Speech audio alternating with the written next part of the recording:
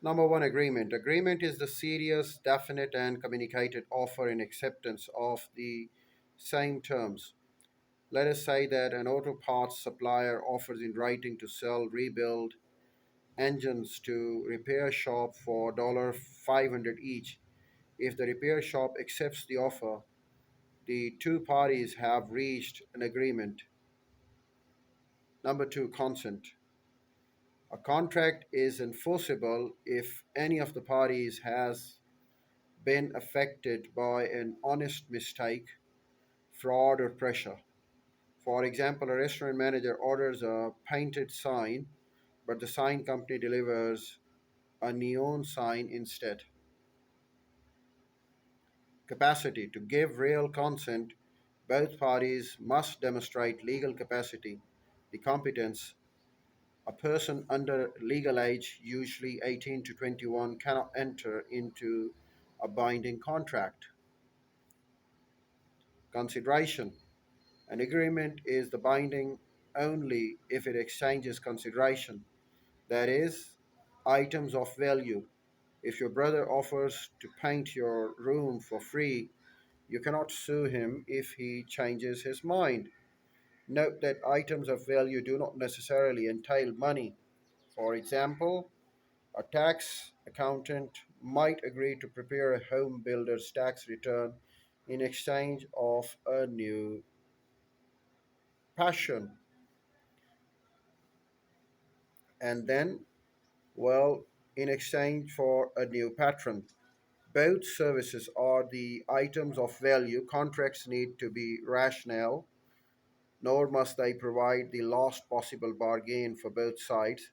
They need only to include legally sufficient consideration. The terms are met if both parties receive what the contract details. Legality. A contract must be for a lawful purpose and must comply with the federal, state, and local laws and regulations. For example, an agreement between two competitors to engage in price fixing, that is to set mutually an acceptable price, which is not legal, and such an understanding is also considered to be illegal. Proper form. A contract may be written, oral, or implied from conduct. It must be written, however, if it involves the sale of land or goods worth more than 500, it must be written. If the agreement requires more than a year to fulfill, say, a contract for employment as an engineer on a 14 months construction project, all changes to written contracts must also be in the writing. Breach of contract. What can one party do if the other fails to live up to the terms of a valid contract? Contract law offers a variety of remedies designed to protect the reasonable expectations of the parties, in some cases to compensate them for the actions taken to enforce the agreement. As the injured party to breached contract, any of the following actions might occur. You might cancel the contract and refuse to live up to your part of the bargain. For example, you might simply cancel a contract for the carpet shampooing if the company fails to show up. You might sue for damages up to the amount that you lost as a result of the breach. Thus, you might sue the original caterer if you must hire a more expensive caterer for your wedding reception because the original company cancel it at the last minute. If money cannot repay the damage you suffered, you might demand specific performance, that is to require the other party to fulfill the original contract.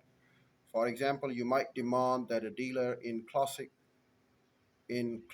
cars sells you antique Stutz Barakat he agreed to sell you and not a classic Jaguar instead.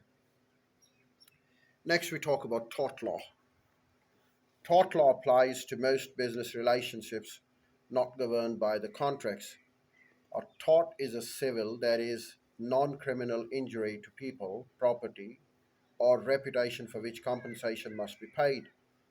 For example, If a person violates zoning laws by opening convenience store in a residential area, he or she cannot be sent to jail as if the act were a criminal violation.